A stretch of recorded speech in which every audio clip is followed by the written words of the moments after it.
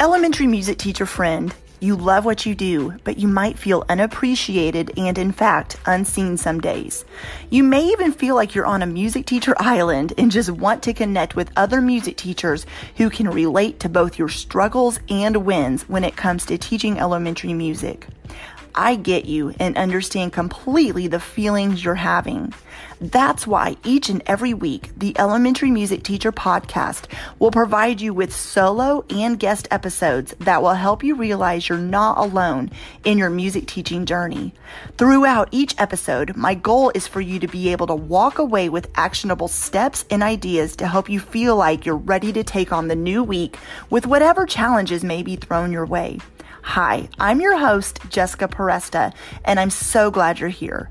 Whether you're at home, in your car, in the shower, or wherever else you're listening, grab your cup of coffee or whatever other beverage is nearby and listen in to the Elementary Music Teacher Podcast.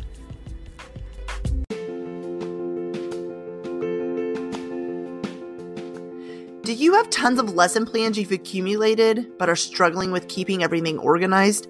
Of course you do, because you've been to so many different professional development opportunities, have bought resources, and already have online and in-person curriculum that you use. It is so tough keeping everything organized and knowing what to pull from to teach and when to do it. So join me on Monday, July 5th for the Organizing Your Lesson Plans workshop. In this workshop, you'll learn how to organize your lesson plans so it's easier to find what to teach and when. If you can't make it live, still sign up so you can receive the replay. Click on the link in the show notes or head to subscribepage.com/organizing lesson plans to sign up. I cannot wait to see you there, friend. So today I want to talk about a simple way to keep your lesson plans organized. Now, I have a workshop coming up on July 5th that will go way into more detail about what I'm going to talk about today. I'm kind of taking one of the things I'm talking about in that workshop, which will include 4 topics, and I wanted to just pick one of the categories that will be easy to digest and implement right away. Some of this you've probably already done or you're doing, and hopefully maybe there are new things you're going to hear that you can implement as well. So if you have been teaching even for 1 year or 20 years, it doesn't matter how many years, pick a number out of the bucket, you've probably already accumulated tons of lesson plans, resources from workshops and professional development opportunities, online, in person. You're always given free samples of things to read through or whatever it might be, a levels course. And all those materials and resources are great, but I know that it gets a little overwhelming when you're like, well, wait a minute, all this is awesome, but what am I supposed to do with all this stuff? How am I supposed to keep track of what to teach and when to teach it and how to know when to pull from whatever? That's exactly what it was like for me in my situation, which I've shared before, but I walked into a classroom that did not have any teaching resources except for an old set of textbooks I found deep inside of this closet. I don't even know if you can call it a closet, but it was the former drama room. That classroom itself had been sitting empty for 7 years. So I found them buried deep under all these drama clothes, and I went, all right, this is all I have to use. Then I slowly started accumulating more things at resources and all the places I just mentioned. And I thought, this is so cool. I have so many things to pull from. But then I noticed the more stuff I got, it was all amazing stuff. I got so overwhelmed because I'm like, I can't teach from all this stuff in one school year. It's not possible. So maybe you can relate to that. And if so, then that's what I want to kind of touch on today. So, like I said, all this stuff is great, but if you don't know how to keep track of it or what to do with it, then what's the point? So let's talk about one simple way to keep your lesson plans organized. So I want, like I said, this to be simple action steps you can take as you're planning this summer. But come to that workshop I mentioned. I'll go way deeper into this topic as well. Okay, so step 1. The first step, and exactly what I did, is look at your curriculum map. Now, this will look different for everyone. Your particular school or district may provide a curriculum map. If so, awesome. You may be using, there's so many amazing online curriculums now, you know which ones they are, that provide curriculum maps. Teachers Pay Teachers has curriculum maps. That can get overwhelming in itself because all of them have a little bit of different sequence and scope and sequence to it. But I would say kind of look around and decide which one you want to use. It's okay to combine a couple, but don't let it overwhelm you. Keeping it simple is the name of the game. So find your curriculum map as the first step. And then the reason why this is the first step is because having a sequence to follow will help you to know what to plan and when. And you're probably like, well, what does this have to do with organizing my lesson plans? We're going to get there. Stay with me. I promise I'm going somewhere. All right. But I wanted to bring that up first because that's the first step in organizing your lesson plans, because you got to have kind of a roadmap of what to follow. So have that ready. That's the very first step. And let's move on to step 2, which is map out what you're going to be teaching each 9 weeks. Like I said, you may already be doing this. You've probably already done a lot of this. So some of this is just review. But what I mean by that is map up, when you look at your curriculum map, then you're going to say, you maybe don't know what lessons you're going to teach yet, but when I say map out what you're going to be teaching each 9 weeks, you can look at this full curriculum map and then say, all right, I'm going to break it down per 9 weeks now of what topic area, content area I'm going to be teaching and focusing on. What objectives am I going to be teaching to my students? So look at your curriculum map, and then you'll be able to make a plan for what to do, what you're wanting to teach each 9 weeks. Step 3, and this is the third step.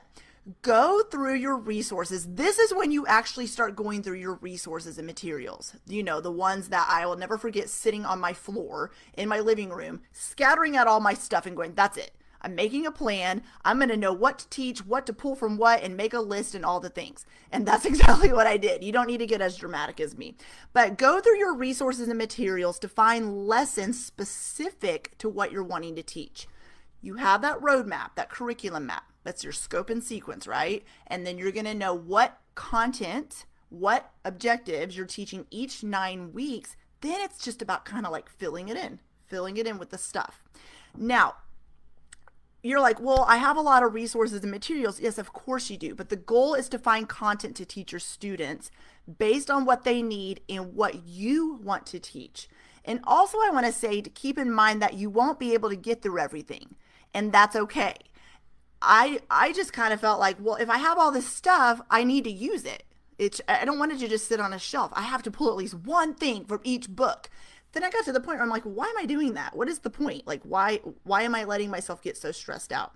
So then you can look at the resources right now before school even starts next school year. Look at what you already have. And then when you go to in-person workshops or while you're looking at wherever you look to get your resources and teaching materials, you'll know what you need. You're going to know, do I really need this Boomwhacker book? Do I really need another one?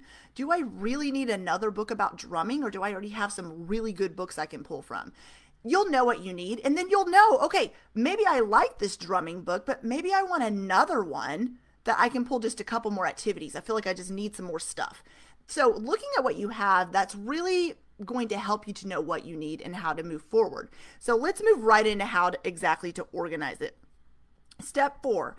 Now that you know what you're wanting to teach throughout the school year, you're going to want to keep lessons of similar content together.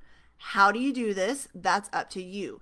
Maybe you are all virtual, maybe, well, teaching, but also with planning. Maybe you're this virtual planner. You like to keep everything organized on your computer, whether it's Google Docs, whether you use a certain website, whatever. It doesn't matter what the thing is, but maybe you want to organize it on, in your computer, but maybe you want to organize it in binders. Maybe you want to go old school, which is the way I like paper stuff, but maybe you want to do it that way. Maybe you're handed, like I said, papers at workshops and you're like, well, what do I do with this?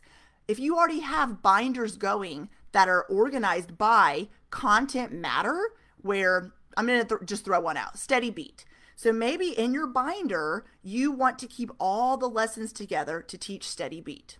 Right there in that binder, maybe you have it color tabbed, maybe you have it divided by a manila divider, whatever. I don't care how you do it, but right there you're going to keep all the lessons together. That's your just paper handout one. Of course you can't rip pages out of books and resources, okay? So we're going to talk about how to track that. But if you have just some random handouts and random lessons you're printing out from wherever, keep them organized by content matter inside of binders. Then when you look at that curriculum map, you have it kind of sectioned out by what you're teaching each 9 weeks. You're going to say, all right, well, Steady Beat is going to be the first 9 weeks. So I'm going to put that towards the beginning of this binder. So when I'm looking at lesson plans to pull from to teach Steady Beat, they're right there at the beginning. You could even label it right there and say first 9 weeks or just first. So you know when to pull it and when you need to get to that content. So how you organize your lesson plans is completely up to you. So if you're looking for lesson plans for rhythm counting, for example, look, you can organize them in a binder. But another thing I wanted to say is keep a running list.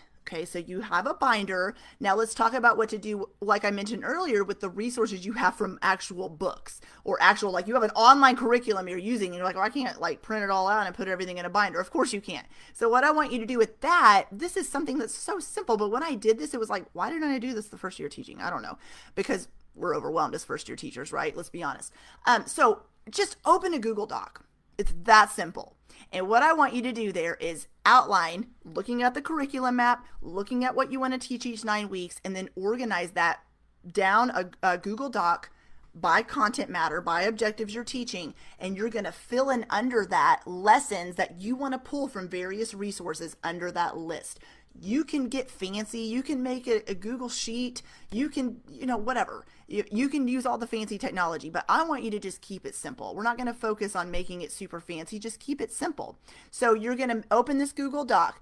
We're going to go back to Steady Beat because that's just on my brain for some reason. Steady Beat. And you found some lessons you printed. So you can even put in the binder, lesson plans, blah, blah, blah, blah, blah, blah. Then, okay, I have this particular resources right here. On Quaver, I want to use these Steady Beat activities. Music Play, I want to use these Steady Beat activities, whatever. And so then you have this list going. So then when you're like, all right, I want to focus on Steady Beat with my kindergartners, what am I going to pull from? And then instead of going, oh my gosh, I got to spend all this time looking for this stuff, it's right there. It's listed out. Now, here's the next thing I want to say. You will not be able to get to every single Steady Beat activity. There's so much amazingness out there, so much you can pull from and teach from, but it's just not possible. So just start somewhere. Look at that list you have and say, all right, now I need to narrow it down. I may not be able to pull from every resource I have, but I'm going to focus on 3 Steady Beat activities. Maybe it's 5, maybe it's 1, I don't care. But you're going to make a decision knowing your students, your teaching style, what you're wanting to do, of how many lessons you're wanting to pull from that list you have, and then just put like an asterisk by it, bold it, change the color on that lesson so when it comes time to actually lesson planning, boom, you already have the songs picked out, you're ready to go. All right? Okay, so let's move forward. The next thing I want to say is make it easy for yourself to find things. So like I said, you decide what works for you. Do you want to do some binders to keep things organized? Do you want to keep everything organized just by a list and maybe you just have those paper resources? I don't know, you have them organized a different way. Do what works for you just so you know how to find lessons and how to. And number 5, giving you 5 strategies today, 5 steps, is then after you have, let's go through it again, curriculum map, looking at what to teach each 9 weeks. Step 3 is to go through the lesson plans and resources, really know what's in each thing so you kind of have an idea. And honestly, sometimes you'll find the same songs in a lot of different resources. You probably already have seen that. A lot of times it's just presented in different ways to say, I love this song, but I like the way this resource presented it and not so much this one. But also be okay with putting your own spin on things, which is a whole nother topic for another day. So step 3 is go through your actual resources and material so you know what you have and what's in the books. Step 4 is to know what you're wanting to teach throughout the school year and keep a running list. And then binders, organize things by binders, by content area. And step 5, you're going to now organize content by grade level. All right. So I'm just going to keep going with this theme because I'm stuck on Steady Beat. When we're talking about Steady Beat, and let's go back to that binder, for example, and then we'll talk about the list. when you're in that binder and you've organized, you're putting steady beat activities at the beginning of the binder because you know that's going to be at the first 9 weeks. Now I want you to organize it by grade level. Say, all right, well, I want to put obviously what I'm doing with the lower elementary at the beginning and upper elementary towards the back. And then you'll be able to, you can divide that too by using colored tabs or however you want to do that. On your list you made, same thing, say lower elementary, or you can even divide it by grade level, kinder, first, second, third, fourth, fifth, sixth, or you can even, like I said, just say lower, which is how I've done it, lower, upper. And then from there, I'll kind of put it in order without saying it's kinder, first, second, or whatever, and just kind of put it that way. So I know if it's towards the bottom, it's second grade. If it's in the middle, it's first. And if it's at the top, it's kinder. And so you're going to organize it by grade level to keep it organized that way as well. And you're probably like, oh my God, you just gave me 400 steps. I'm so overwhelmed. This is not as overwhelming as I promise it sounds. And I know I talk fast, but re-listen to this, re-watch this as many times as you need to, because I promise you it is a little bit of work up front. But once you set up your system and you have a way to find lesson plans and know how to pull from what and where to find the stuff you need, and you have a list of songs you want to teach from, you know, when you're teaching it throughout the school year, then it just kind of all flows. And then it's like easy to just kind of plug and play. And then it's like, all right, well, I need an activity to reinforce rhythm counting. What am I going to be using? Oh, wait, I have a list. Let me look there and see what exactly my students need, because now I've met my students. I know what they need from me. I know what I need to be able to teach them. I know how to reach these students. And now I'll know what activity will be great to present that to them. So that was a lot. But like I said, I'm going to be going into a lot more detail about this, like a lot. I worked on my slides this week for, actually, to be honest with you, and I promise, like, this, exactly what I talked about, plus a lot more is going to be talked about. So we're going to talk about this in the Organizing Your Lesson Plans workshop. It's on Monday, July 5th, 2 p.m. Eastern, 1 p.m. Central. We'll talk about more ways to keep your lesson plans organized, where to put everything, and ways to not get overwhelmed in a lot more detail than we did today.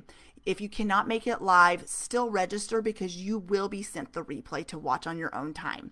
So go to subscribepage.com/organizing lesson plans to sign up. Or if you're listening to this on the podcast, it will be in the show notes as well. Have a great rest of your day, friends, and I will see you soon. Well, hey there. Thank you so much for listening into the Elementary Music Teacher podcast. There is an exclusive Facebook group just for listeners of this podcast and any elementary music teacher called the Elementary Music Teacher Community Facebook group. Come on over and join us there, where we have conversations around the podcast episodes and encourage each other each and every week. And also head to my website, thedomesticmusician.com. I have some free resources there that you can download to help you gain traction in your classroom today, as well as the blog and the membership site and all kinds of other goodies to help you keep going in your music teaching journey. I cannot wait to keep connecting with you and encouraging you and spurring you on in your journey of teaching elementary music. Hang in there, have an amazing week, and I will see you soon.